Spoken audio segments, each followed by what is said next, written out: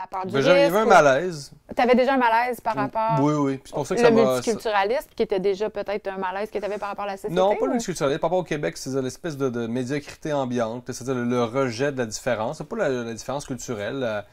Tu sais, c'est OK qu'on n'aime pas beaucoup les choses qui brillent. Il faut que ça soit assez, tu sais, c'est assez austère, c'est sobre. On n'aime pas les gens qui se démarquent beaucoup. Là. Ça m'a peut-être nu un peu, sans prétention.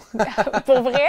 Ah ouais? Ben, c'est-à-dire qu'on n'aime pas vraiment les gens qui ont, Une prestance ou... Ben non, mais qui veut dire qui osent s'affirmer. Là. C'est-à-dire, Ouais. on aime les gens relativement conformistes. Donc, si vous n'êtes pas Ouais. conformiste... Ben, tu t'es démarqué de cette façon-là, en quelque part, fait que ça t'a pas nuit, mais... C'est très conformiste, le Québec. Donc, si Ouais. vous ne l'êtes pas, ben, je veux dire, c'est ça... Vous êtes dans la gang des méchants.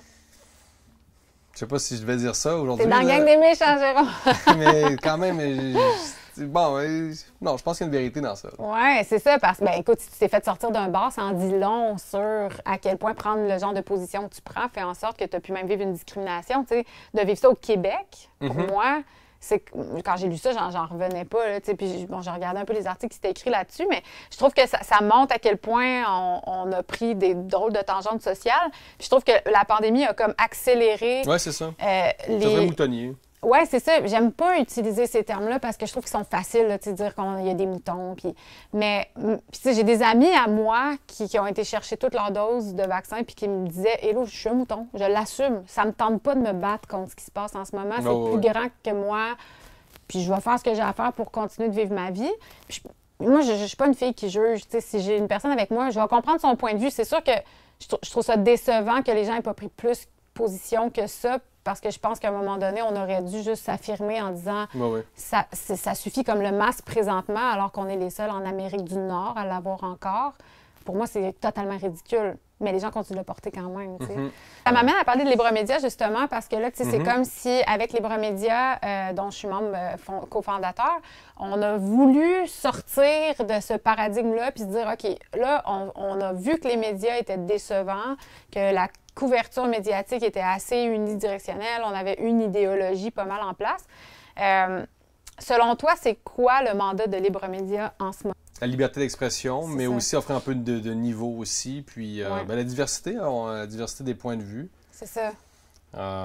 Mais c'est ça. Puis on a vu aussi que le financement des médias au Québec était problématique. Le financement public, forcément, quand l'État devient un peu votre employeur par la bande, ben, c'est peut-être que ça peut orienter votre opinion, peut-être que ça peut vous pousser à être plus favorable aux décisions de l'État. Au Québec, ça a pris des proportions incroyables. Ouais. On parle de plus de 250 millions de dollars octroyés aux médias durant la pandémie. C'est un truc de malade. Oui, c'est complètement évidemment, fou. 250 millions qu'on n'a pas mis dans le système de santé. De santé, c'est ça. Donc, c'est quand même, c'est fou, là. C'est ça. C'est hors proportion. Mais puis, je pense que, écoute, je ne vais pas dire n'importe quoi, mais parce qu'en publicité, c'était 13 millions par mois qui étaient dépensés juste au Québec. De la publicité COVID. On était vraiment, mais de loin, là, ceux qui dépensaient le plus par citoyen. Au Canada, Au Canada, exact. Je ne sais pas aux États-Unis, là, c'est ça, je ne veux pas m'engager. C'est sûrement pas plus. Non, c'est ça, je pense État, pas. non, je pense pas. Donc, on s'est retrouvés à mettre notre argent vraiment pas à bonne place, en fait. C'est comme, OK, on a un système défaillant qui était déjà en train de s'écrouler. Puis là, en tout cas, bref, ça nous a mis en lumière que la liberté d'expression était mise à mal. Donc, avec Libre Média, toi, tu vas être l'éditeur en chef. C'est quoi un peu ton mandat en tant qu'éditeur en chef chez Libre Média? Bien, c'est ça. Moi, d'abord, promouvoir une diversité de points de vue, puis aller au-delà, effectivement, du clivage gauche-droite qui était assez dépassé. Donc, on en parlait tantôt. Oui. Puis... Parce qu'on se dit ni de gauche ni de droite, qu'on crée un nouveau paradigme. Donc je pense que c'est déjà assez vrai. Je pense qu'il y a déjà une espèce de... On a déjà rebrassé les cartes, là. Puis je pense qu'on le voit déjà dans nos abonnés qu'il y a des gens de divers horizons. Puis c'est ça. Moi, une mission que j'ai, c'est ça.